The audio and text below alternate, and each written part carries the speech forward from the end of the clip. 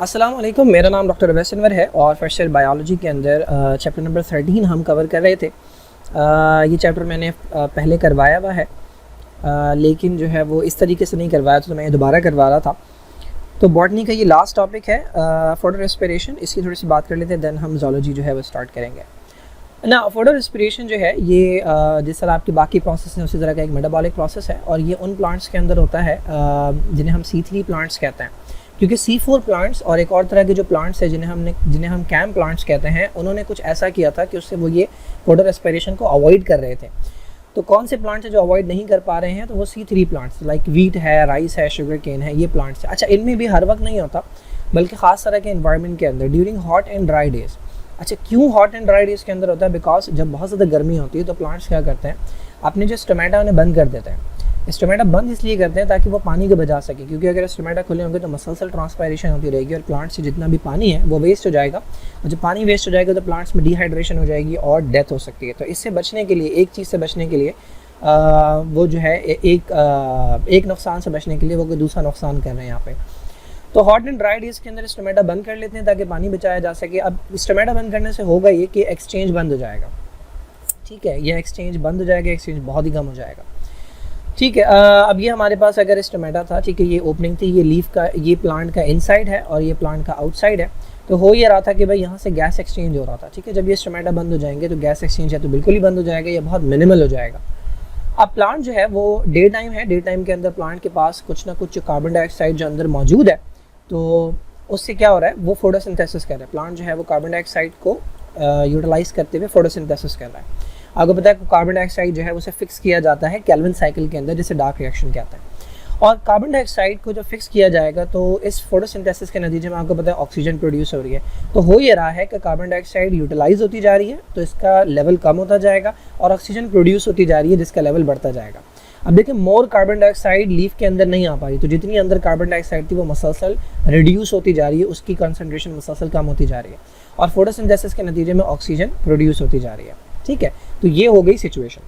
अब हमारे पास, if you remember the Kelvin cycle, तो केल्विन साइकिल के अंदर एक रिएक्शन होता था जिसके अंदर एक मॉलिक्यूल होता है जिसे हम कहते हैं RUBP, राइबोलोज बाइफॉस्फेट। ये राइबोलोज बाइफॉस्फेट आता है और यहाँ से कार्बन डाइऑक्साइड एंटर होती है और ये दोनों मिलते हैं और फॉस्फोग्लिसरल्डिहाइड बनता है, ठीक है। फॉस्फोग्लिसरल्डिहाइड का मॉलिक्यूल बनता है, 2 फॉस्फोग्लिसरल्डिहाइड के मॉलिक्यूल बनता है। नंबर खैर डिपेंड करता है कितने कार्बन डाइऑक्साइड आ रहे हैं, कितने। अगर एक मॉलिक्यूल राइबोलोज बाइफॉस्फेट का है और एक मॉलिक्यूल कार्बन डाइऑक्साइड का है तो इसमें से 5 कार्बन आएंगे, इसमें से 1 कार्बन आएगा।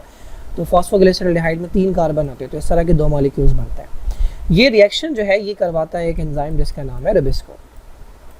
अभी जो रुबिस्को है, ठीक है, इसके अंदर ये एबिलिटी होती है कि ये RUBP के साथ, राइबोलोज बाइफॉस्फेट के साथ कार्बन डाइऑक्साइड को भी कंबाइन करवा सकता है और ये इसके साथ ऑक्सीजन को भी कंबाइन करवा सकता है। डिपेंड करता है कि लीफ के अंदर कॉन्सेंट्रेशन किसकी ज़्यादा है।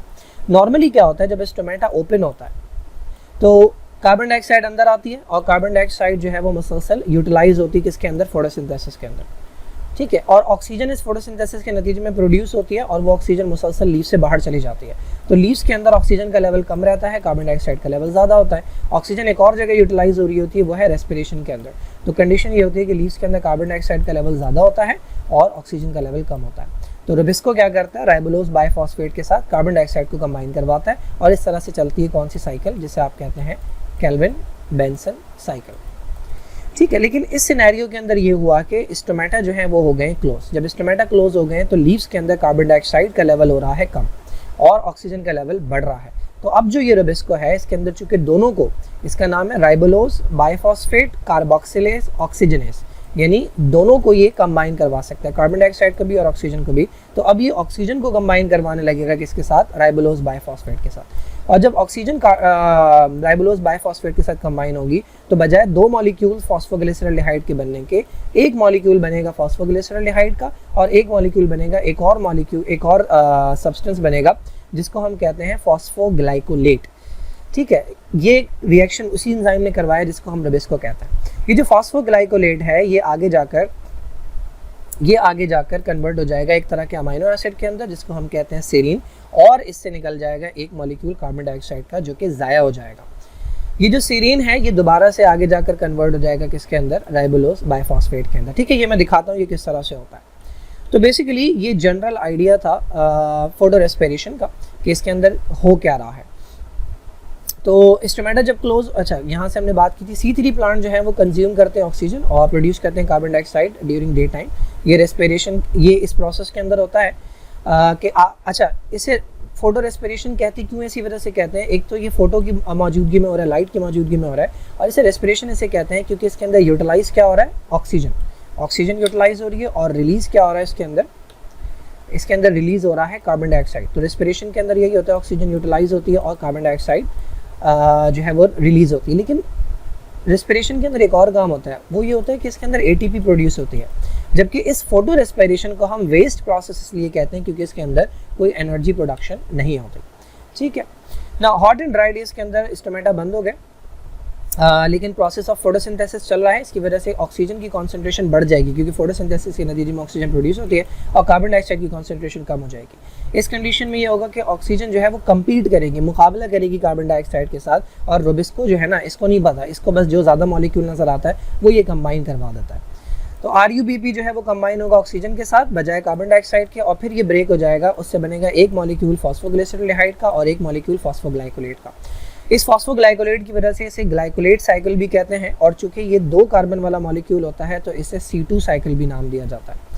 ठीक है, 2 कार्बन क्यों है भाई, क्योंकि RuBP के अंदर 5 कार्बन होते हैं, फॉस्फोग्लिसरॉल्डिहाइड में 3 कार्बन है और फॉस्फोग्लाइकोलेट में 2 कार्बन है, तो इसे C2 साइकिल भी कहते हैं, इसे ग्लाइकोलेट साइकिल भी कहता है। ठीक है, फॉस्फोग्लाइकोलेट आगे जाके टूट जाता है किसमें, सीरीन के अंदर, जो कि एक अमाइनो एसिड है, और कार्बन डाइऑक्साइड के अंदर। ये किस तरह होता है, ये बहुत ज़्यादा डिटेल है, बट इसका जनरल थोड़ा सा ओवरव्यू जो है वो यहाँ पर आपको नजर आएगा। ये क्लोरोप्लास्ट है, इसके अंदर 3 ऑर्गेनल्स जो है ना वो काम आते हैं, क्लोरोप्लास्ट, पेरोक्सिसोम और माइटोकॉन्ड्रिया। तो ऑक्सीजन जो है ये रुबिस्को ऑक्सीजन जो है कंबाइन करवाएगा किसके साथ, राइबोलोस बाइफॉस्फेट के साथ। इसके नतीजे में एक मॉलिक्यूल बनेगा हमारे पास फॉस्फोग्लिसरेट का, ये मॉलिक्यूल है जिसे PGA कहते हैं। और आपको पता है फॉस्फोग्लिसरेट जो है ये आगे जाकर ग्लूकोज बनाने में काम आता है, लेकिन बजाय 2 मॉलिक्यूल के 1 मॉलिक्यूल बन रहा है, तो ये चला जाएगा किसके अंदर, केल्विन साइकिल के अंदर। मैं अभी दिखाता हूँ आपको यहाँ पे। नॉर्मली क्या होता है, ये है केल्विन साइकिल या C3 साइकिल। तो कहाँ गया, हाँ, रुबिस्को क्या करवाता है, कार्बन डाइऑक्साइड और इन दोनों को कंबाइन करवाता है और इसके नतीजे में बनता है फॉस्फोग्लिसरॉल्डिहाइड। तो यहाँ से भी जो फॉस्फोग्लिसरॉल्डिहाइड बन रहा है ये एंटर कर सकता है इसके अंदर। ठीक है, जो दूसरा मॉलिक्यूल बन रहा है जिसको हम कहते हैं फॉस्फोग्लाइकोलेट, फॉस्फोग्लाइकोलेट जो है वो पहले पेरोक्सिसोम के अंदर जाता है, यहाँ पर ये कन्वर्ट होता है ग्लाइकोलेट के अंदर। ठीक है, उसके बाद ये ग्लाइसिन के अंदर कन्वर्ट होता है, ग्लाइसिन एक अमाइनो एसिड होता है। उसके बाद ये माइटोकॉन्ड्रिया के अंदर जाता है, वहाँ पे जाके ये सीरीन के अंदर कन्वर्ट होता है। उसके बाद ये दोबारा आता है यहाँ पे और दोबारा राइबोलोस बाइफॉस्फेट के अंदर कन्वर्ट हो जाता है। इस पूरे प्रोसेस के अंदर हो ये रहा है कि ऑक्सीजन हो रही है यूटिलाइज और कार्बन डाइऑक्साइड हो रही है रिलीज।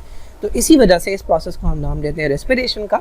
इसके अंदर ना सिर्फ ऑक्सीजन यूटिलाइज होती है बल्कि इसके अंदर आपकी एनर्जी भी यूटिलाइज हो रही है, ATP यूटिलाइज होता है, NADPH यूटिलाइज होता है। ठीक है, तो बजाय इसके कि इसके थ्रू एनर्जी बनती, इसमें एनर्जी वेस्ट हो रही है, दैट इज़ वाई इसे वेस्ट प्रोसेस हम कहते हैं। और ये लाइट की प्रेजेंस में होता है, दैट इज़ वाई इसे फोटो रेस्पिरेशन कहता है। तो फोटो रेस्पिरेशन एक ऑक्सीडेशन प्रोसेस है सिमिलर टू रेस्पिरेशन, जिसमें ऑक्सीजन कंज्यूम होती है, कार्बन डाइऑक्साइड रिलीज होती है, लेकिन अनलाइक रेस्पिरेशन इसके अंदर कोई ATP प्रोड्यूस नहीं होता, बल्कि ATP उल्टा क्या हो रहा है, ATP उल्टा यूटिलाइज हो रहा है। दैट इज़ वाई ये एक वेस्ट प्रोसेस होता है एनर्जी पॉइंट ऑफ व्यू से। तो यूजलेस एंड वेस्टफुल प्रोसेस है। और ऑल्सो ये क्या करता है, फोटोसिंथेटिक आउटपुट को रिड्यूस करता है, क्योंकि मैंने आपको बताया था कि बजाय 2 मॉलिक्यूल बनने के, 2 मॉलिक्यूल फॉस्फोग्लिसरॉल्डिहाइड बनने के क्या होता है, एक मॉलिक्यूल फॉस्फोग्लिसरॉल्डिहाइड का बनता है जो केल्विन साइकिल में चला जाता है। ठीक है, इससे शुगर बन सकती है, लेकिन दूसरा मॉलिक्यूल बनता है फॉस्फोग्लाइकोलेट का, ठीक है, जो कि वेस्ट हो जाता है। तो इस वजह से फोटोसिंथेटिक आउटपुट जो है वो रिड्यूस होता है, जिसकी वजह से जो फसल है वो जितना प्रोड्यूस कर सकती थी, जितने सीड या जितना फ्रूट प्रोड्यूस कर सकती थी, उसका नंबर जो है वो रिड्यूस हो जाता है। So this is it. इस लेवल के ऊपर इतना ही आपको याद रखने की ज़रूरत है। बाकी ये डिटेल के अंदर है, पूरी की पूरे रिएक्शंस है इसके अंदर, एंजाइम्स है इसके अंदर, बट वो आपको याद रखने की ज़रूरत नहीं है।